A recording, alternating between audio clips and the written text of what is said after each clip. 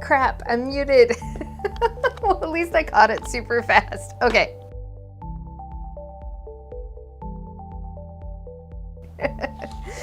Thanks for joining me today. We're talking about Profit First, my number one book that I recommend to small business owners or people they're thinking about owning their business and they're like, but bookkeeping feels really overwhelming to me. I feel like we're talking about finances, like bookkeeping in particular, a lot lately, but it's a big part of what running a business is. People think that when you own a tea shop or you're an artist or a crafter for your business, that it's like sitting around drinking a lot of tea and making stuff. And yes, there is a lot of that, but oftentimes it's coupled with like lots of spreadsheets, between like ordering, purchase orders, payroll, etc. Anyway, my number one book recommendation is always Profit First. Oh gosh, I can never get that right. Profit First by Mike Michalowicz. It came into my life at a harder time and a hard financial time, and it really provided some great guidance. Now, I should probably tell you what this is, who I am, etc. This is Craft Leftovers Live. I'm Kristen M. Roach. I am totally derailed from being muted for the first 2 minutes and have completely lost track of my notes and everything else. So today I'm telling the story of how Profit First helped save Little Woods from my own burnout, and then I'm going to walk you through setting it up for my newer / old business this year. So, welcome to Craft Leftovers Live. I'm your host, Kristen M. Roach, artist, author, creative business owner. And, Craft Leftovers is all about making oh my goodness. I'm having a hard time this week. I feel like my last one, I really nailed it. So, okay. We're just going to keep on rolling. All right. Anyway, so Craft Leftovers is all about living our lives in a more sustainable way that keeps us doing what we love most, making things out of things. And, you're really going to love this if you enjoy spending time in your studio making things, but you also really enjoy spending time on your creative business, like scheming things up and spreadsheets and ordering and all that all that jazz, the networking, everything that goes with it. And, don't forget to like and subscribe. And if you're catching this later as a podcast, leave a review. You can absolutely be like, wow, this was really great, except for the fact that she bombed that intro. Anyway, so now the story of Profit First and how it's helped in my business. So Woods Herbal, which is, I kind of consider like my day job. In the beginning, like it was very easy finances. It was just simply make more money than you spend. That's probably an oversimplification, but it really is true that it was like just make more than you spend. You order things, you sell those things, you buy the things to replace the things you sold, and then at the end of the month, you get the money that's left over. It was that simple. But then when we decided to open the brick and mortar business, it got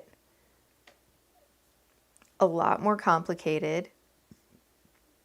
And we also made the very, personal choice to go ahead and personally fund the startup of the business, which, a lot of people would get a business loan, and they would try to get a business loan that would essentially cover the first 3 years of like anticipated expenses.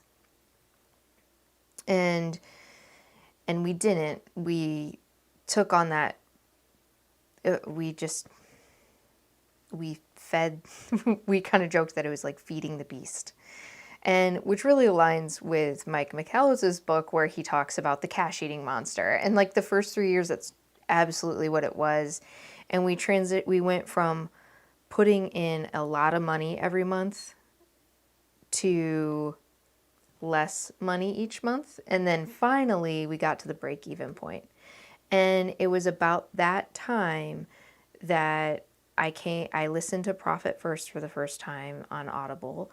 And while I'll add an affiliate link, I'm not like an Audible affiliate. I just have like, the standard Amazon affiliate links for books and stuff. Just full disclosure. So like, I'm not in any way affiliated with Mike Michalowicz or Profit First or his Profit First programming or any of that jazz. It's just something that's been helpful to me, and so I recommend it a lot. So I thought I'd recommend it to you. Anyway, so we went from like, instead of like getting paid, which is when we started the business, that's how it always was from the beginning, is we always got paid. It went to like we were paying to work. And you're essentially doing the same kind of thing with a business loan. It's just different. You're like paying someone else to work. Anyway, so the break-even year happened, but I really still couldn't figure out how to pay myself. And so from there, I had two things. Listen to Profit First, which kind of helped me to start set aside a little bit of savings for the business. But then I also had a conversation with my neighbor and colleague, and he was on a board of directors with me for the like Main Street Association. And Eric Abrams, and they own two great businesses now, The Loft and Duckworth Waring. And he offered to take a look at my books because I was like, I just don't know what I'm doing wrong. I don't know where to go next. Like, do I go into catering? Do I try to just sell more? Do I get advertising? Like I feel like I'm at this about to break through and have a really solid business. But right now it's still on like the brink of being a cash eating monster. And we're like it feels like we're just getting lucky this year that it's breaking even. And so he took a look at my books and was like, there are, a couple little areas you could kind of tighten some things up. And he's like, but what it comes down to is you either need to increase your revenue so you can pay yourself, or you need to let somebody go and work those hours yourself so you can pay yourself. Because at that point, Lucy was still in, I think, like preschool or kindergarten. And so I wasn't working behind the T-bar as much as I potentially could because I wanted to spend more time with her. And so that was like a personal choice I was making to like hire someone to work physically in the store more than me so I could spend more time with Lucy. And I know like a lot of families face similar kind of dilemmas of like, do you pay for daycare and get a job, or do you just stay home with your kid and try to have like a side gig? And so like I had essentially taken the side. I mean, that's how Little Woods got started, is that I did the math that like my near full-time job was like,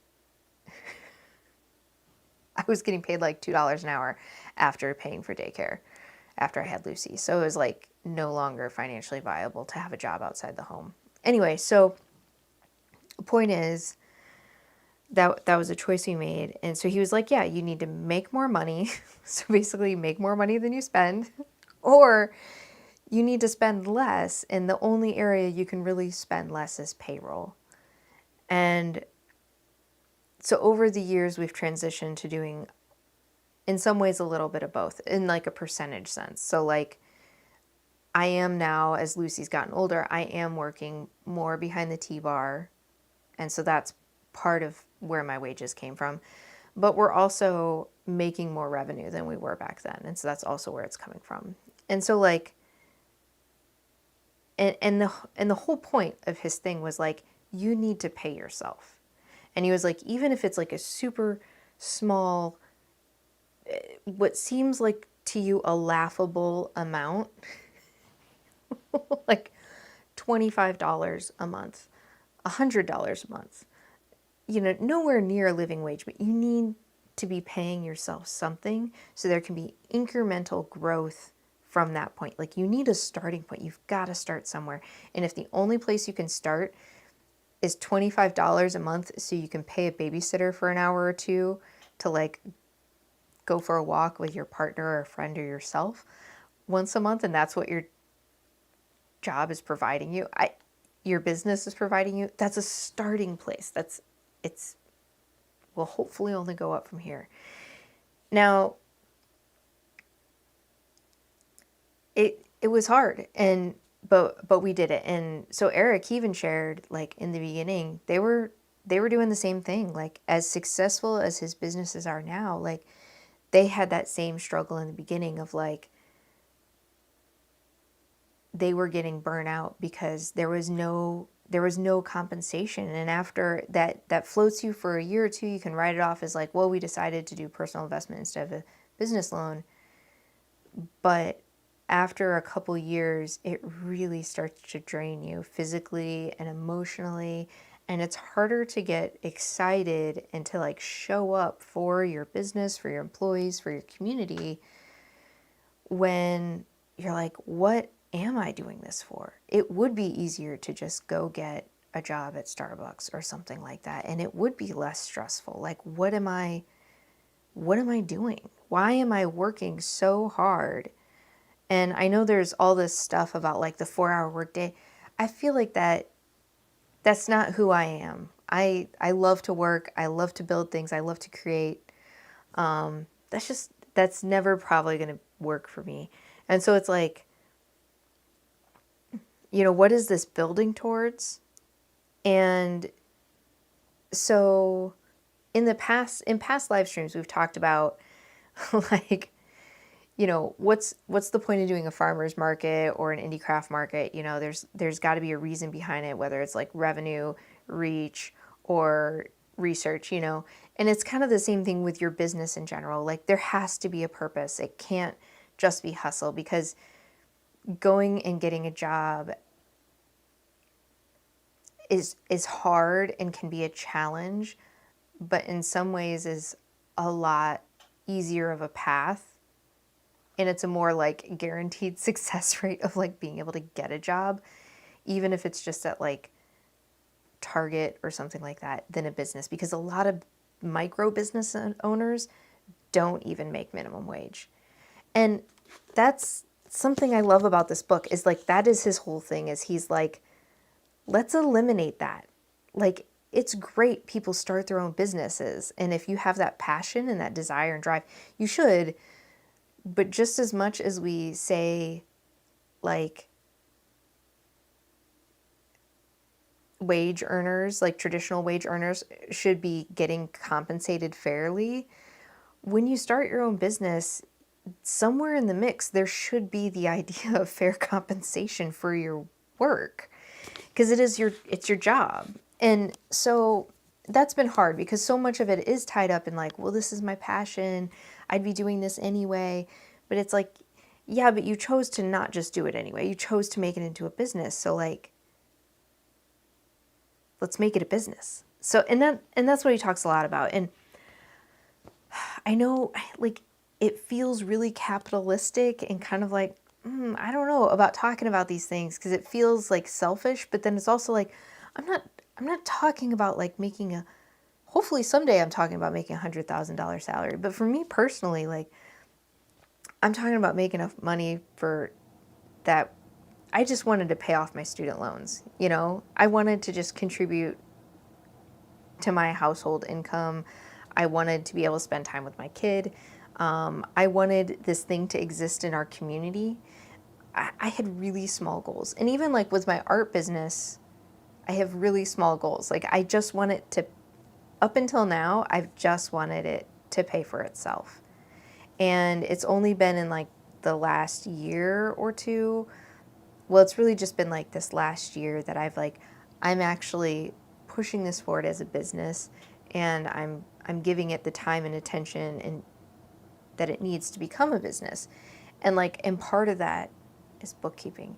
And part of that is implementing profit first for my business, because it's not making a profit. Like, Little Woods is making a profit, and we are getting paid, but, like, craft leftovers in my art business they're not yet there. So I'm getting super off track so fast. This is hilarious. I'm going to just say that this all started because my intro was rough, and it just, like, it got me off kilter. Anyway, so talk to Eric. listen to profit first. And I guess the thing is like this book too, it's not a magic bullet. It's accounting. It's just a different way of doing accounting that can be helpful to a solopreneur. That's pretty much what it comes down to. I found it helpful. I found it that was fairly easy, and that it just kind of helped reframe my business finances in a way where it helped me to think about not just taking what's left over, but intentionally setting aside money in the budget from the beginning to be not just owner's compensation, but actually profit to carry the business forward, as well as to provide additional like bonus income to myself and Jason too as the owner. So like Eric's advice to take a small but consistent, like something you can kind of maintain and then work on growing larger, but a small consistent salary. Mike talks a lot about taking that small consistent profit in addition to paying yourself a wage or salary. And like at first, the amount is so small, it's like 1%. That's it. You take 1% of your revenue every 2 weeks and you push that to a savings account that you don't see.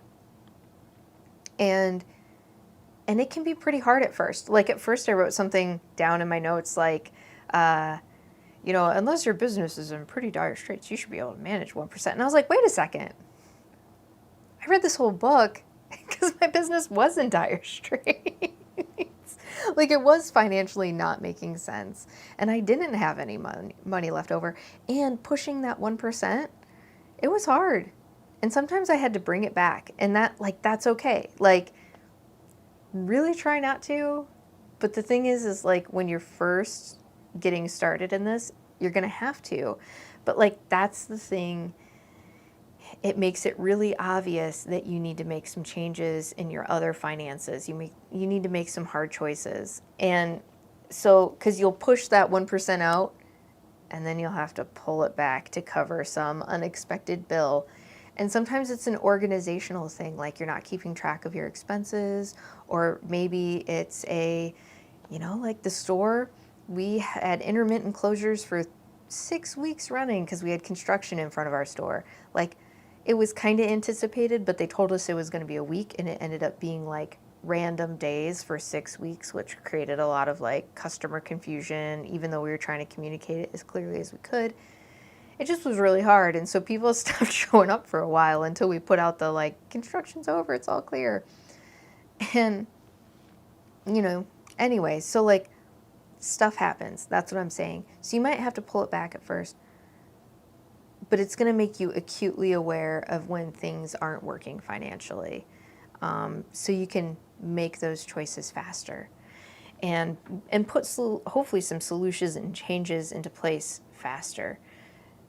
So let's see, what am I doing?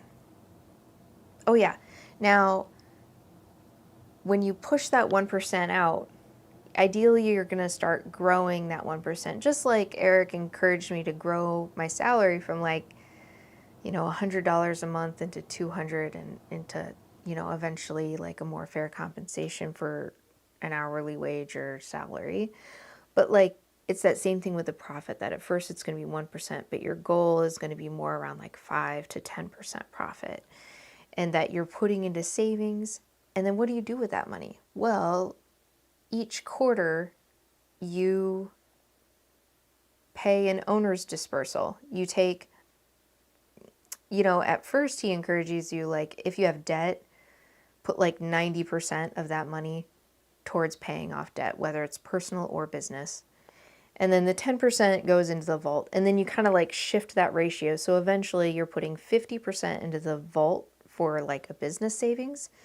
And then you're putting the other 50% as a check to yourself as an owner's draw. And that's like a quarterly owner's dispersal. A lot of investors in businesses where like it's an investment group, I don't know much about this, but basically it's my understanding, having not participated in this myself, that like you invest in a business and then the business starts to pay you out like a quarterly dispersal of profits. And And that's your motivation for investing in a startup or in a business for the first place, is like looking forward to that owner's dispersal.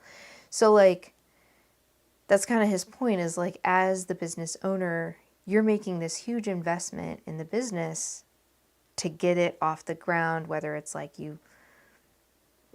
I know some people who they like put up their mortgage for the business loan. They're literally putting their house on the line for their business to get it started. Or just the countless hours, the stress, if something goes wrong, it's like, it's on you. Like, there's no one else.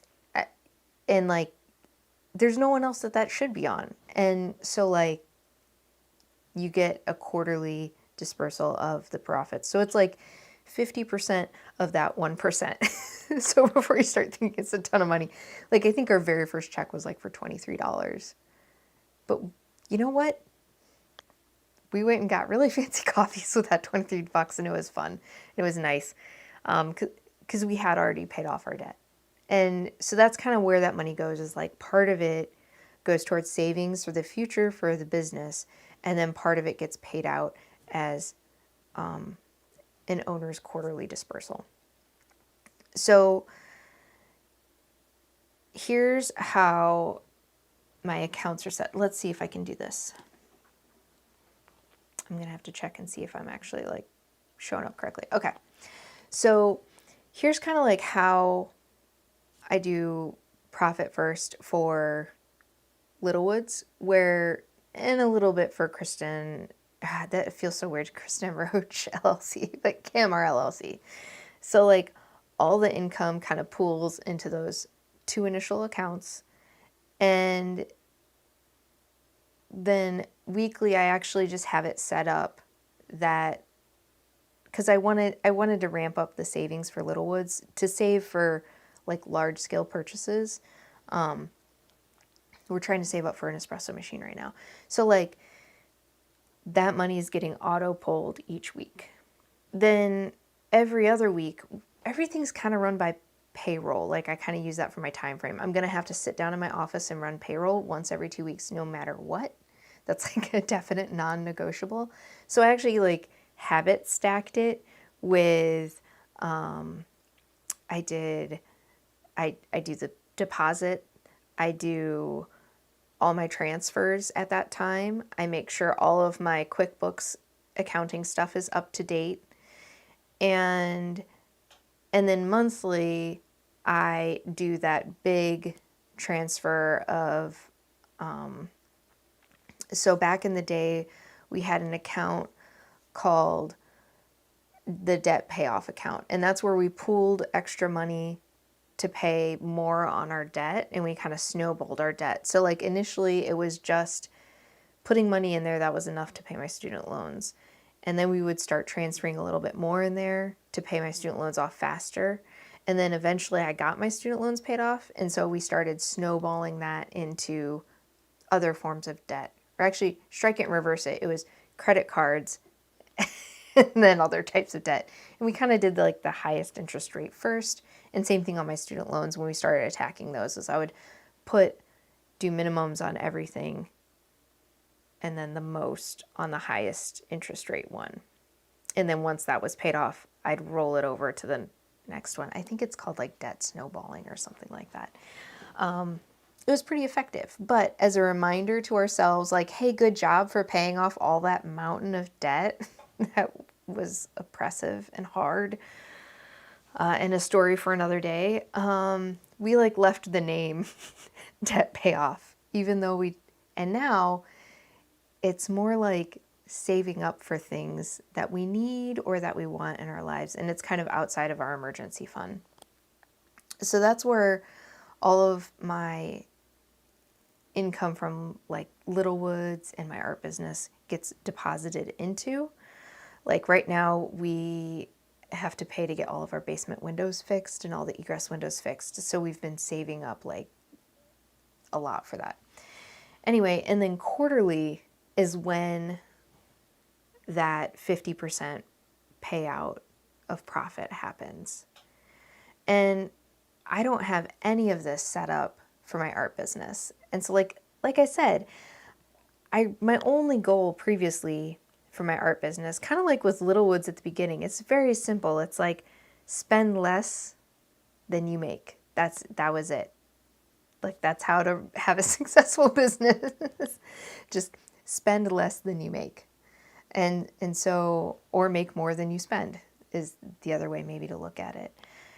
So, it's kind of fun. I'm actually going to do this with you. I'm going to go through and I'm going to talk a little bit about oh, hold on. Yeah, okay.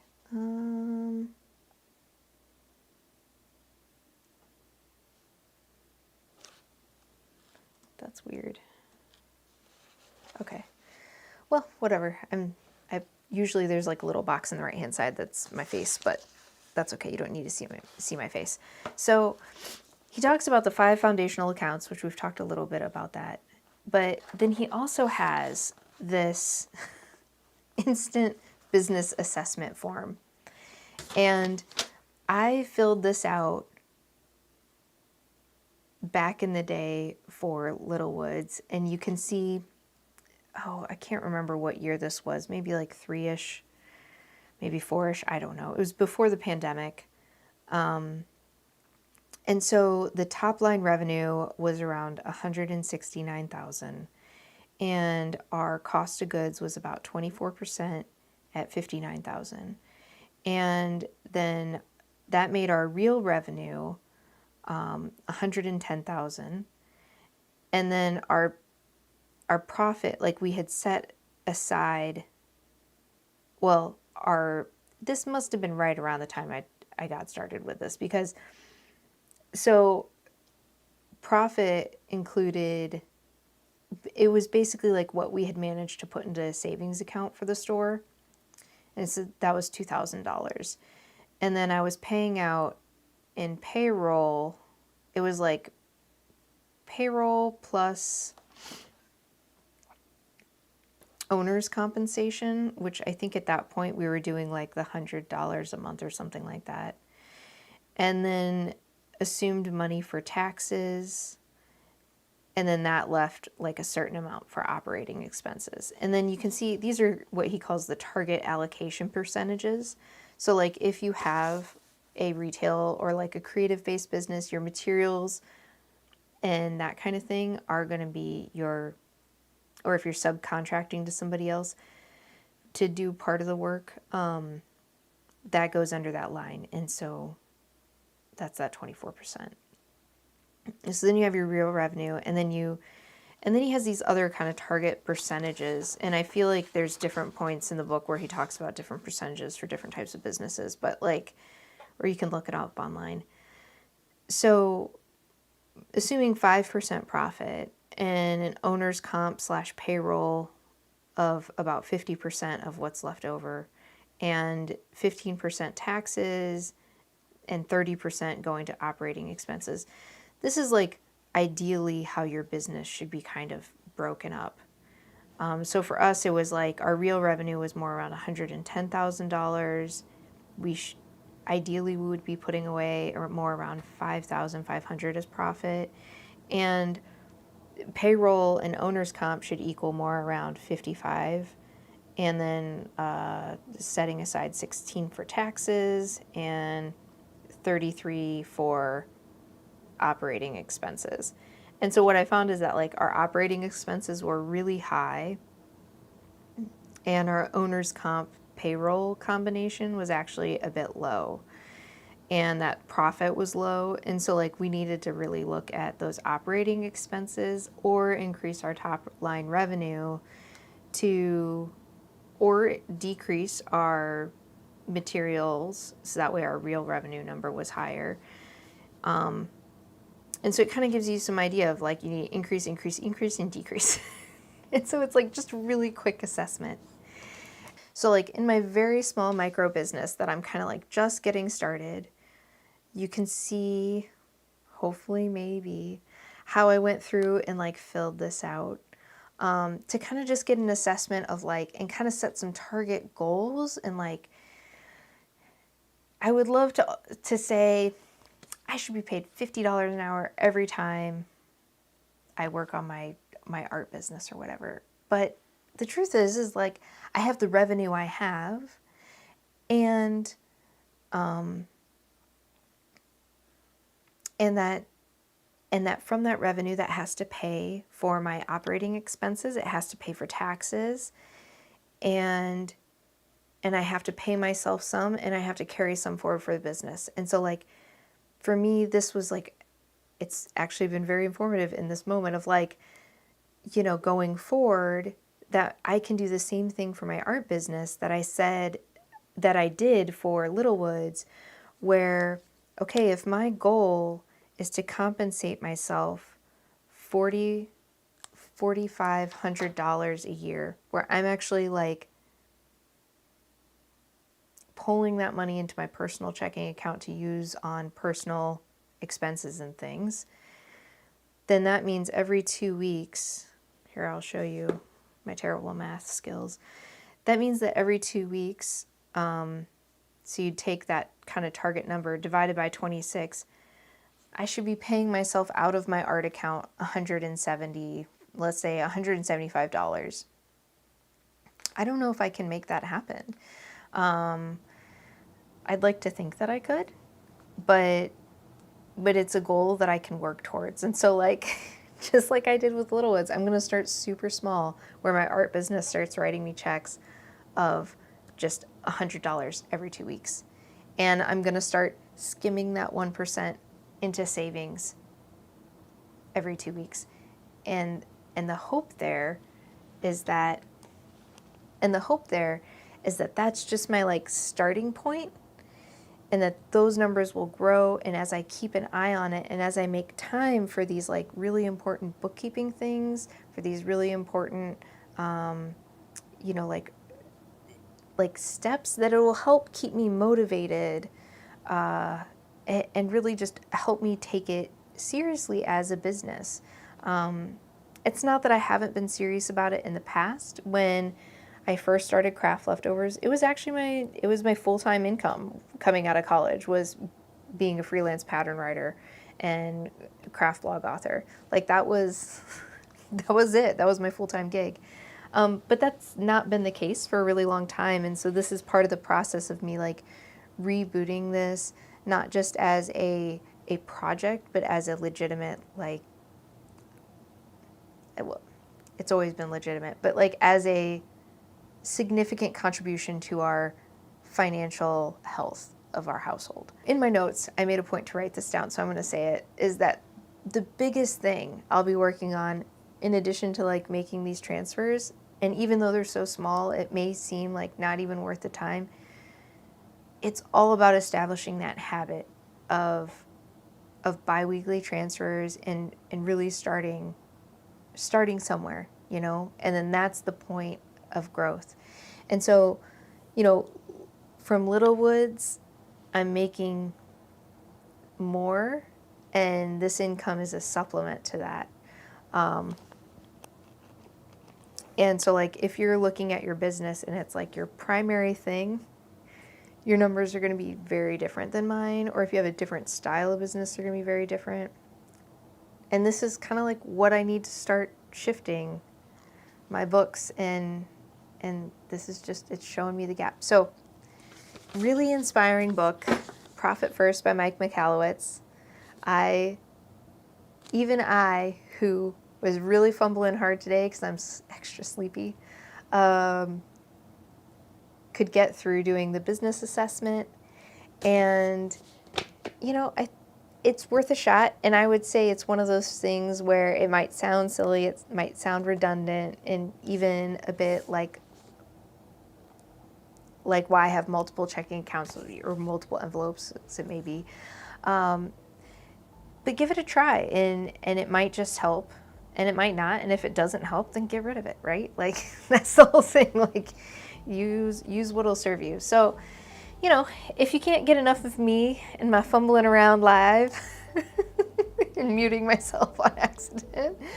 And in craft leftovers in general, go ahead and sign up for the free craft leftovers newsletter. I just send out announcements about when new patterns come out, when I'm going to be doing the live stream, that kind of thing. And get some ideas for using up what's on hand and running your creative biz. And of course, don't forget to like, subscribe, leave a review if you're listening to this in podcast form, and all that goodness wherever you listen. And I'm done. Until next time.